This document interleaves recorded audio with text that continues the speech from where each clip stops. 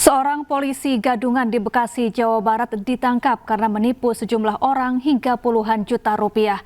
Pelaku mengaku bisa mengurus kasus hukum dan meloloskan seleksi calon pegawai negeri sipil.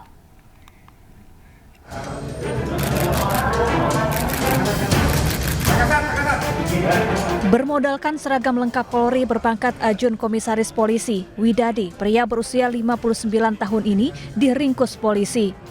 Pelaku mengaku sebagai polisi untuk menipu sejumlah korbannya. Polisi gadungan ini hanya bisa pasrah saat digelandang ke Mapolres Metro Bekasi, Jawa Barat. Dalam melancarkan aksinya, pelaku mengaku bisa membantu mengurus perkara hukum dan meloloskan seleksi calon pegawai negeri sipil. Korban yang percaya langsung menyetorkan uang hingga puluhan juta rupiah. Jadi modus operandi pelaku melakukan penipuan terhadap para korban dengan berpura-pura mengaku sebagai anggota kepolisian dengan pangkat AKP untuk mendapatkan keuntungan. Jadi memang modus operandinya cukup banyak.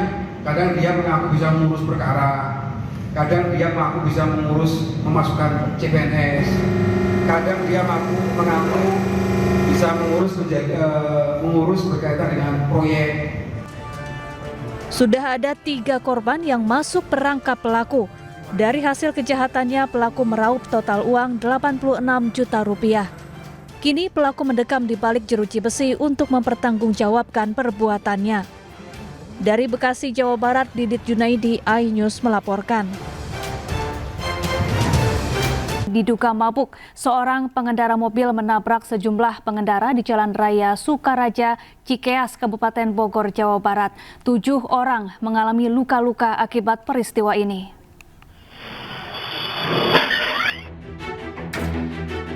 Rekaman kamera pengawas menunjukkan aksi sebuah mobil yang diduga dikendarai dalam keadaan mabuk menabrak sejumlah pengendara di Jalan Raya Sukaraja, Cikeas, Kabupaten Bogor, Jawa Barat.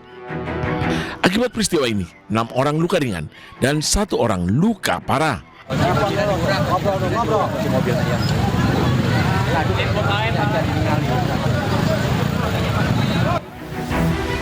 Warga yang geram menghancurkan mobil, sementara sopir bertahan di dalam mobil untuk menghindari massa. Peristiwa terjadi setelah sang sopir menyerempet pejalan kaki. Sopir pun panik, berusaha kabur hingga menabrak sejumlah pengendara.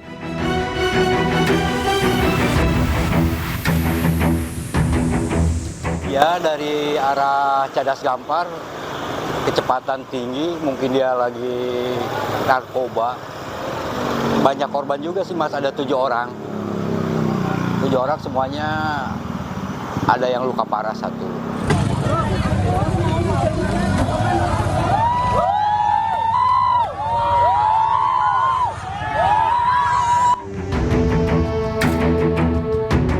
Usai kejadian, pelaku diamankan warga dan diserahkan ke Polres Bogor.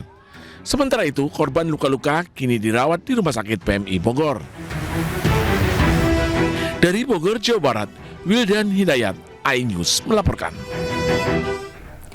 Pemirsa, Satlantas Polres Probolinggo menggelar olah TKP bersama Korlantas Mabes Polri serta Dirlantas Polda Jawa Timur di lokasi kejadian kecelakaan rombongan bus wisatawan di jalur wisata Gunung Bromo yang menewaskan 8 orang penumpang. Satlantas Polres Probolinggo menggelar olah TKP bersama Korlantas Mabes Polri serta Dirlantas Polda Jawa Timur di lokasi kejadian kecelakaan rombongan bus wisatawan di jalur wisatawan Gunung Bromo yang menewaskan 8 korban jiwa, tepatnya di Desa Boto, Kecamatan Lumbang, Kabupaten Probolinggo. Olah TKP ini untuk mendapatkan data baru terkait kecelakaan tunggal bus wisata tersebut. Baik, hari ini kita dari Polres Probolinggo mendampingi tim dari Korlantas Mabes Polri yang akan dihadiri langsung oleh Bapak Dirgakum dari Korlantas. Jadi saat ini kita sudah memeriksa 8 orang saksi terhadap perkara tersebut dan kita akan lanjutkan untuk pemeriksaan ahli, kemudian kita juga melakukan pendalaman di TKP Subditgakum Direktorat Lantas Polda Jatim. Dan kemudian setelah ada hasilnya segera kita lakukan untuk penetapan tersangka. Hingga kini, kepolisian masih menyelidiki kasus kecelakaan tersebut. Polisi sudah meminta keterangan 8 saksi dan belum menetapkan tersangka dalam kecelakaan tersebut. Dari Probolinggo, Jawa Timur, Hana Purwadi, iNews melaporkan. Sementara itu, sopir bus yang terlibat kecelakaan tunggal di jalur Bromo Probolinggo yang menewaskan 8 orang dan belasan lainnya terluka mengaku kondisi bus dalam kondisi normal. Namun saat pulang di jalan berkelok dan menurun, tiba-tiba angin rem bus mendadak hilang dan bus tidak bisa dikendalikan.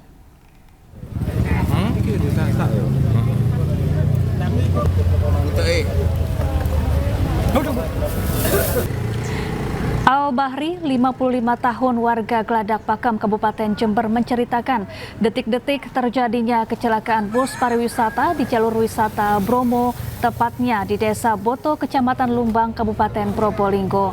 Ia mengaku sudah berusaha menggunakan rem tangan, namun tidak berfungsi. Ditambah kondisi jalan menurun memaksa bus tersebut susah dikendalikan. Bus yang tak terkendali dan di depan banyak kendaraan melintas sehingga sopir memilih banting ke kanan hingga menabrak pembatas jalan dan pagar rumah warga. Bus terhenti setelah roda depan menabrak jembatan beton menuju rumah warga. Kondisi bis pada saat berangkat gimana, normal? Aman ya. Pulang sampai sini, sampai Jatian itu aman. Tidak ada apa-apa. Ya di Jatian itu udah. Tiba-tiba ngeblong gitu aja Pak ya. Angin langsung habis. Aduh. Gubernur Jawa Timur Hovifah Indar Parawansa kunjungi keluarga korban tewas kecelakaan bus maut di Jember. Hovifah juga mewacanakan kawasan jalur rawan di Bromo akan dibuatkan jalur keselamatan mencegah kecelakaan serupa.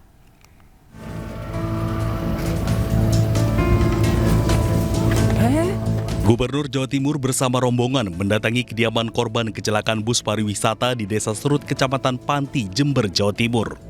Kedatangan Hovifah disambut langsung oleh pejabat setempat dan perwakilan keluarga korban. Dalam kunjungannya ini, Hovifah memberikan bantuan sembari mendoakan keluarga yang ditinggalkan. Sementara terkait kecelakaan, pihaknya masih menunggu penyelidikan KNKT. Dalam waktu dekat, insya Allah KNKT akan turun. Jadi Komite Nasional Kecelakaan Transportasi ini akan turun dan akan melakukan telaah kembali apakah ada hal yang harus dilakukan evaluasi dari colokan jalan misalnya. Lebih lanjut, Hovifah menjelaskan bukan tidak mungkin kawasan jalur rawan di Bromo bakal dibuatkan jalur keselamatan.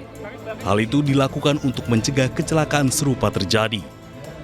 Dari Jember, Jawa Timur, Bambang Sugiarto, iNews melaporkan.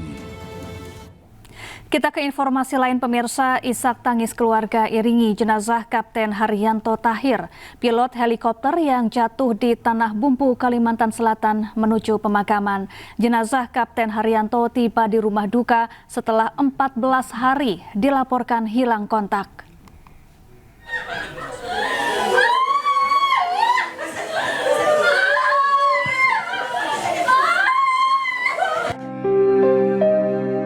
Kesedihan mendalam keluarga terlihat saat jenazah Kapten Haryanto Tahir, pilot helikopter yang jatuh di Kalimantan Selatan, disemayamkan di rumah duka di Jalan Raja Wali, Kecamatan Mariso, Kota Makassar, Sulawesi Selatan.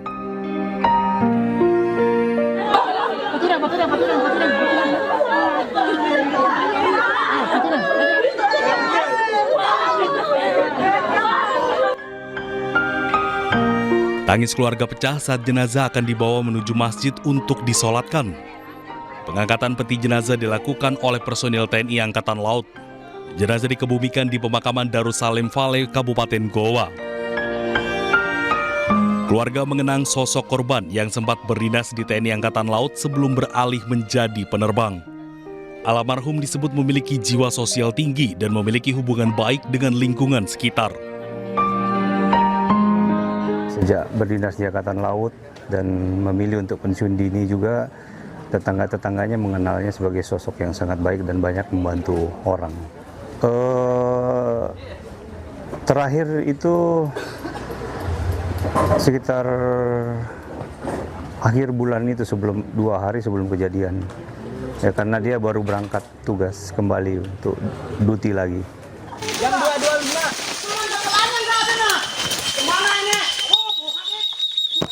Jam 2.25 bapaknya. Sebelumnya, helikopter Airbus BK117 strip D3 milik korban dilaporkan hilang kontak pada Senin 1 September 2025. Helikopter membawa 8 orang penumpang terdiri dari 5 WNI dan 3 WNA. Pencarian selama 4 hari akhirnya membuahkan hasil. Tim Basarnas berhasil menemukan helikopter milik Kapten Haryanto Tahir pada 4 September 2025 di air terjun Mandindamar, Mentewe, Kalimantan Selatan.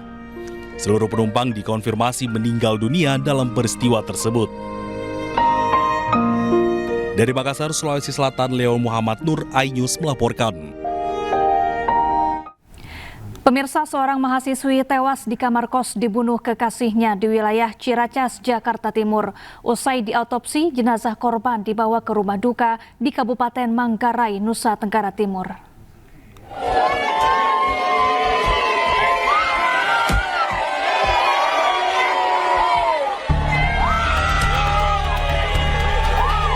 Isak tangis mewarnai prosesi penyemayaman jenazah Irna Kulata Murni, seorang mahasiswi yang tewas di kosannya di wilayah Ciracas, Jakarta Timur. Jenazah disemayamkan di rumah duka di Kelurahan Engkair, Kecamatan Satarmese, Kabupaten Manggarai, Nusa Tenggara Timur. Pihak keluarga sangat terpukul karena meninggalnya korban. Keluarga meminta kasus meninggalnya korban diproses secara transparan dan berharap pelaku bisa dihukum seberat-beratnya. Ya tentu ini menyisakan luka yang sangat mendalam ya. Dan harapannya itu ya kami akan menempuh jalur hukum ya. Dan harapan pihak terkait bisa membantu kami, lalu kemudian membantu proses hukum ini supaya terang benderang, dengan harapan pelaku bisa mendapatkan hukuman yang seberat-beratnya. Sebelumnya, korban yang merupakan mahasiswi berusia 23 tahun ditemukan tewas di dalam kosannya di kawasan Susukan, Ciracas, Jakarta Timur. Korban diduga dianiaya hingga meninggal dunia oleh kekasihnya berinisial FF yang masih berusia 16 tahun. Pelaku tega menghabisi nyawa korban karena diputuskan oleh korban dan cemburu mengetahui korban berjalan dengan pria lain. Hingga kini belum ada keterangan resmi dari pihak kepolisian. Karena pelaku masih di bawah umur, kasus pembunuhan kini ditangani oleh Unit Perlindungan Perempuan dan Anak Polres Metro Jakarta Timur. Dari Jakarta, Rio Manik, iNews melaporkan.